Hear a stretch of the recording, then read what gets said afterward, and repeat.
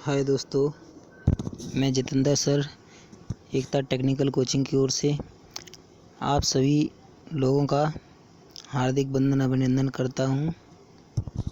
मैं आशा करता हूं कि आपको हमारा ये टोटल ट्रिकी टेक्निकल ज़रूर पसंद आएगा और मैं 100% वादा करता हूं कि इस वीडियो से कम आपको 3 से 4 क्वेश्चन किसी भी पेपर में निश्चित रूप से फंसेंगे। चलिए दोस्तों, प्रारंभ करते हैं। देखिए, यहाँ सबसे पहले प्रमुख यंत्रों की रेटिंग, अल्टरनेटर की rating KVA and kilowatt, fuse की रेटिंग एम्पियर, बैटरी की रेटिंग एम्पियर घंटा तथा वाट घंटा दोनों होती है। संधारित्र की रेटिंग केवीएआर। 5वां नंबर परिणामित्र की रेटिंग, परिणामित्र को ट्रांसफार्मर भी कहते हैं, इसकी रेटिंग वीए, केवीए तथा एमवीए। छोटे ट्रांसफार्मरों की रेटिंग वीए में तथा मध्यम व बड़े ट्रांसफार्मरों की रेटिंग केवीए तथा एमवीए में होती है। पावर ट्रांसफार्मर की रेटिंग एमवीए में होती है। सीटीपीटी अर्थात इंस्ट्रूमेंट ट्रांसफार्मर या उपयंत्र ट्रांसफार्मर की रेटिंग वीए में होती है। सीटी मतलब करंट ट्रांसफार्मर, पीटी मतलब पोटेंशियल ट्रांसफार्मर या वोल्टता ट्रांसफार्मर। डीसी मोटर का रेटिंग एचपी में होती है। एसी मोटर का रेटिंग एचपी में होता है। डीसी जनित्र का रेटिंग किलोवाट में होता है। मेगर का रेटिंग मेगा ओम में होता है अथवा मेगर मेगा ओम में मापन करता है। डीसी जनित्र की दक्षताएं, देखिए दोस्तों, किसी भी मशीन की दक्षता लेते हैं तो हमेशा दक्षता का फार्मूला होता है आउटपुट अपॉन इनपुट। जैसे कि यहाँ आपको ये दिखाया गया है, किसी भी मशीन की दक्षता होती है हमेशा आउटपुट अपॉन इनपुट। ठीक है। डीसी जनरेटर की दक्षता में यहाँ विद्युत दक्षता जो होती है ये वी इंटू आई बटे ई बी और आई ए। यहाँ वी सप्लाई वोल्टेज है, आई सप्लाई धारा है, जबकि ई बी बैक ईएमएफ या विरोधी विद्युत वाहक बल है और आई ए आर्मेचर धारा है। यांत्रिक दक्षता, मशीन की यांत्रिक दक्षता जो होती है बैक ईएमएफ और आर्मेचर धारा का गुणनफल बटे बीएचपी, इसको ब्रेक हॉर्स पावर भी कहते हैं, इंटू 735.5, इसको यांत्रिक दक्षता या मैकेनिकल एफिशिएंसी के नाम से भी जाना जाता है। अगला है कमर्शियल एफिशिएंसी या कमर्शियल एफिशिएंसी या व्यावसायिक दक्षता। इसका फॉर्मूला होता है वी इंटू आई या सप्लाई वोल्टेज गुणे सप्लाई धारा ऑब्लिक या बटे break horse power BHP into 735.5। इन दक्षताओं को एक और सूत्र के द्वारा या एक और कंडीशन के द्वारा याद किया जा सकता है। वो है कंडीशन, देखिए दोस्तों, एक यहाँ पर डीसी जनरेटर बनाए, इस प्रकार से डीसी जनरेटर बनाए, इसके अंदर बैक ईएमएफ और आर्मेचर धारा होगी। ठीक है। इस साइड में ये शाफ्ट निकली है, इस साइड में ये शाफ्ट निकली है और ऊपर से इसमें ये सप्लाई इन कर रही है, जो सप्लाई ऊपर से सप्लाई आउट हो रही है इधर की तरफ, और यहाँ यांत्रिक दक्षता इसको दी जा रही है। तो यांत्रिक दक्षता को हम बीएचपी के द्वारा देखते हैं, बीएचपी गुणे 735.5 से। ठीक है। और ये अंदर जो है ये बैक ईएमएफ और आर्मेचर धारा है, और जो बाहर जो आउट हो रही है जो सप्लाई, ये होगी वी आई, टर्मिनल वोल्टेज गुणे सप्लाई धारा। अब यहाँ से हम लोग ज्ञात कर सकते हैं कि जो विद्युत दक्षता होती है ये आउटपुट बटे इनपुट होती है। तो अल्टरनेटर की विद्युत दक्षता का फार्मूला होगा आउटपुट, यहाँ पर ये सप्लाई आउटपुट हो रही है और ये इसमें इन वायर में इन कर रही है, तो आउटपुट बटे इनपुट, तो वी आई बटे ई बी इंटू आई ए, ये हो गई वैद्युत दक्षता। अब यांत्रिक दक्षता जब देखेंगे तो मतलब डीसी जनरेटर की यांत्रिक दक्षता, तो ये मतलब इसका भी फॉर्मूला होता है आउटपुट बटे इनपुट। तो इसमें इन तो यांत्रिक या मैकेनिकल एनर्जी इन की जा रही है और आउट हो रही है ये जो जनरेटिंग मतलब पावर होता है ये। तो इसमें हो जाएगा आउटपुट हो जाएगा EB इंटू IA बटे BHP गुणे 735.5। आगे देखते हैं दोस्तों, कमर्शियल इफिशियंसी या व्यापारिक दक्षता का फॉर्मूला होता है वैद्युत दक्षता बटे यांत्रिक दक्षता। आगे एक शॉर्ट ट्रिक है, ज़्यादातर परीक्षाओं में पूछा जाता है वैद्युत डिग्री तथा यांत्रिक डिग्री में संबंध। ट्रिक है 2 PM के द्वारा इसको याद किया जा सकता है। और इसको देखेंगे 2 का मतलब ये 2 मल्टीप्लायर है, ठीक है। 2 गुणे वैद्युत डिग्री बराबर P गुणे यांत्रिक डिग्री। अब इसको यहाँ पर देखा जा सकता है, देखिए दोस्तों, इसको यहाँ पर इस कंडीशन में देखा जा सकता है 2 electrical degree equal to P mechanical degree, ठीक है। 2 मैकेनिकल डिग्री, तो ये 2 हो गया, ये P हो गया और ये M हो गया, ठीक है।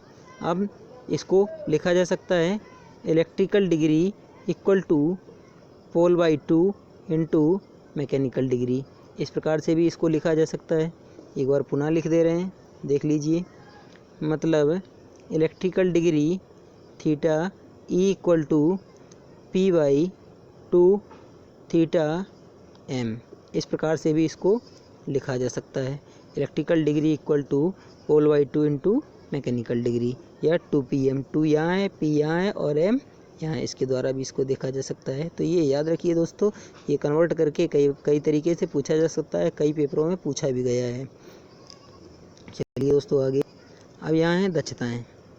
अब दक्षताएँ देखिए, कुछ इंपॉर्टेंट दक्षताएँ यहाँ दी गई हैं। तो यहाँ है पहली बैटरी की दक्षता। बैटरी में 2 प्रकार की दक्षता होती है, जैसे कि ऊपर आपको बताया गया है। एक होती है एम्पियर घंटा दक्षता, दूसरी होती है वाट घंटा दक्षता। जो वाट घंटा दक्षता बैटरी की होती है लेड एसिड सेल की, ये होती है 75 से 85%, जबकि एम्पियर घंटा होती है 85 से 95%। इसको याद कैसे रखेंगे ये भी हम आपको बता रहे हैं। यहाँ देखिए ज़रा, मैंने एक शब्द लिखा है वाह, WHA, तो ये वाट घंटा दक्षता हो गई, ठीक है। ये वाट घंटा दक्षता हो गई, मिस्टेक हो गया यहाँ पर। WHA ये हो गई वाट घंटा दक्षता, ये हो गई एम्पियर घंटा दक्षता। तो यहाँ पर हम लिखेंगे सबसे पहले 75, 85 और 95।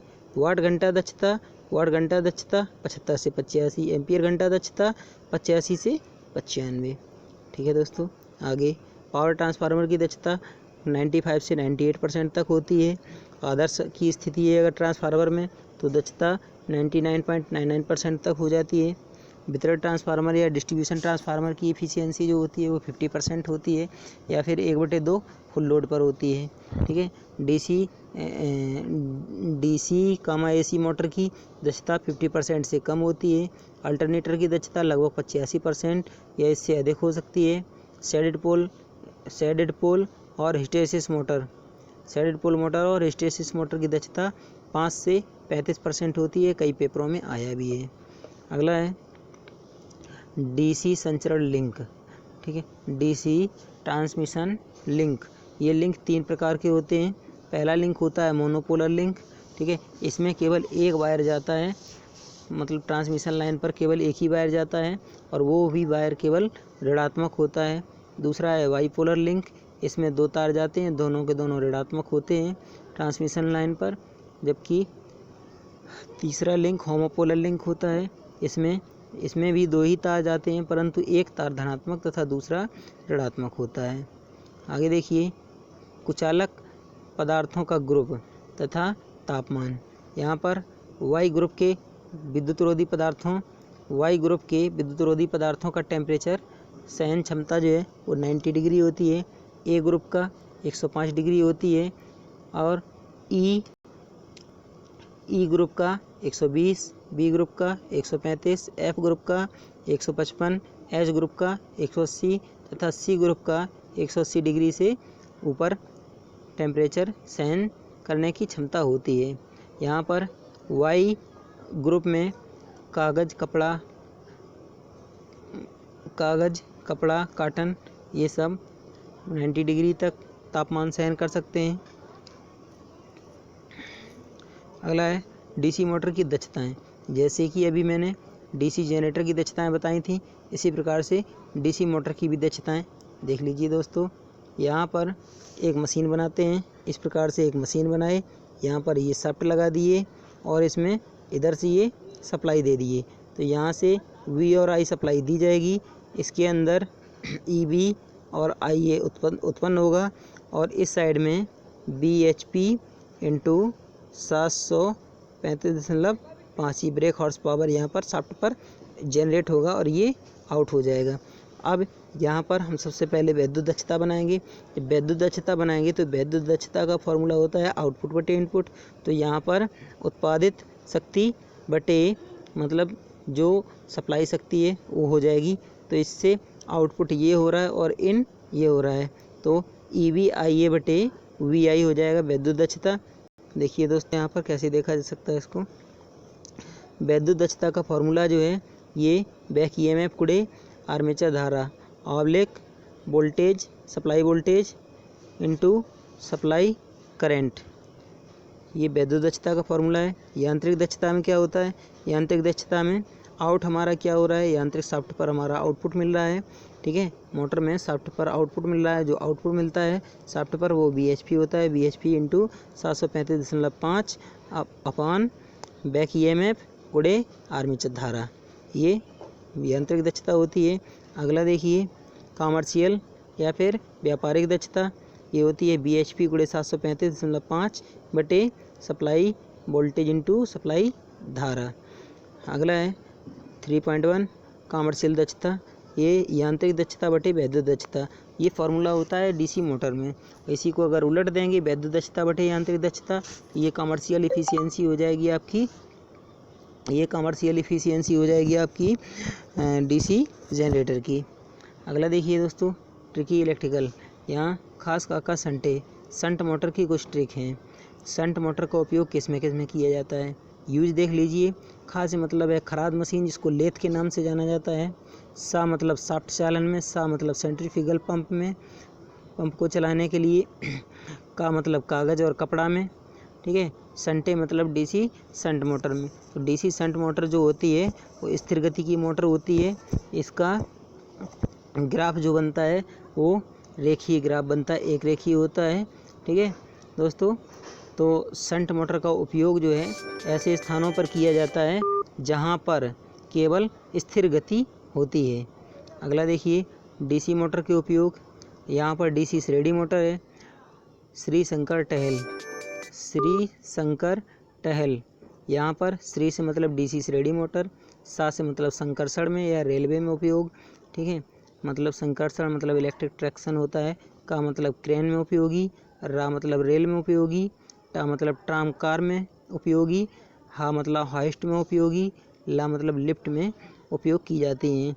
तो डीसी श्रेणी मोटर होती हैं अधिकतम ऐसे स्थानों पर उपयोग में लाई जाती हैं जहां पर ज़्यादा से ज़्यादा लोड इन मशीनों पर हो। ऐसे स्थानों पर डीसी श्रेणी मोटर को कभी भी बिगर लोड के उपयोग में नहीं लाना चाहिए, अन्यथा इसकी कॉयल अधिक ओवर करंट लेकर के जल जाएगी। धातुएं और उनकी चालकताएं, चांद सोए पाताल में, ये ट्रिक है। और यहाँ पर एक मोबाइल नंबर लिखा है 9899604790। तो चांद से मतलब है चांदी की चालकता 98% होती है, सो मतलब होता है सोने की चालकता 99% होती है, ए मतलब है एल्युमिनियम, इसकी चालकता 60% होती है, पा मतलब पीतल की चालकता 47% होती है, ताल मतलब तांबा की चालकता 90% होती है, में उपयोग में नहीं है। अगला है transformer trick, silicon steel transformer क्रोड के प्रकार। यहाँ ट्रांसफार्मर का क्रोड जो है वो विभिन्न प्रकार की पत्तियों या सिलिकॉन स्टील की पत्तियों को काट करके निर्मित या तैयार किया जाता है। यहाँ पर एक ट्रिक लिखा हुआ है ILOVEU। तो इन सभी प्रकार की डिजाइन की सिलिकॉन स्टील की क्रोड बनाई जाती है ट्रांसफार्मर को बनाने के लिए। यहाँ सबसे पहले देखते हैं कोर टाइप ट्रांसफार्मर। जो कोर टाइप ट्रांसफार्मर है इसमें एल और आई तथा यू इतने प्रकार की एल, आई और यू, आई यहाँ ऊपर लगा है, यू इधर बना है, एल यहाँ से भी है, यहाँ से भी है, तो एल, आई, यू ये 3 प्रकार की क्रोड के द्वारा सेल टाइप ट्रांसफार्मर को बनाया जा सकता है। जबकि ई और आई की सिलिकॉन स्टील की क्रोड से कोर टाइप ट्रांसफार्मर बनाया जाता है, सेल टाइप ट्रांसफार्मर बनाया जा सकता है। ई और आई से सेल टाइप ट्रांसफार्मर बनाया जा सकता है, जबकि एल, आई और यू से कोर टाइप ट्रांसफार्मर बनाया जाता है। कोर टाइप ट्रांसफार्मर में फ्लक्स प्रवाह का केवल एक मार्ग होता है, जबकि सेल टाइप ट्रांसफार्मर में फ्लक्स प्रवाह का 2 मार्ग होते हैं। सेल टाइप ट्रांसफार्मर में सेंटर लिम्ब साइड लिम्ब से 2 गुनी होती है। बना करके दिखा रहे हैं दोस्तों। सेंटर लिम्ब जो होती है वो साइड लिम्ब से 2 गुनी होती है। इस प्रकार से बनता है। यहाँ पर बीच में इस पर वाइंडिंग होती है, ये सेंटर लिम्ब है। यहाँ पर इतनी ये सेंटर लिम्ब है। सेंटर लिम्ब साइड लिम्ब से 2 गुनी होती है सदैव। सेंटर लिम्ब में फ्लक्स का वैल्यू साइड लिम्ब से 2 गुना होता है। और यहाँ लिखे हैं आई एल या आई यू प्रकार की क्रोड से कोर टाइप ट्रांसफार्मर तथा ई आई क्रोड से सेल प्रारूपी ट्रांसफार्मर बनाए जाते हैं। वी क्रोड ओपन डेल्टा ट्रांसफार्मर में उपयोग किया जाता है, जबकि चकती या डिस्क टाइप या ओ प्रारूपी क्रोड पावर ट्रांसफार्मर में प्रयोग किया जाता है। केबल का वर्गीकरण। एलटी केबल 1000 वोल्ट या 1 केवी के लिए, एचटी केबल 11 केवी के लिए, एसटी केबल 33 केवी के लिए, ईएसटी केबल 66 केवी के लिए, ESB extra super voltage cable 132 केवी और इसके ऊपर के लिए, USB ultra super voltage cable का उपयोग 400 केवी से किलोवोल्ट से अधिक की वोल्टेज क्षमता के लिए उपयोग किया जाता है। थैंक यू दोस्तों। अगर हमारी ये शॉर्ट ट्रिकें आपको अच्छी लगें तो आप हमारा चैनल लाइक, सब्सक्राइब तथा शेयर करें। धन्यवाद दोस्तों। जय हिंद।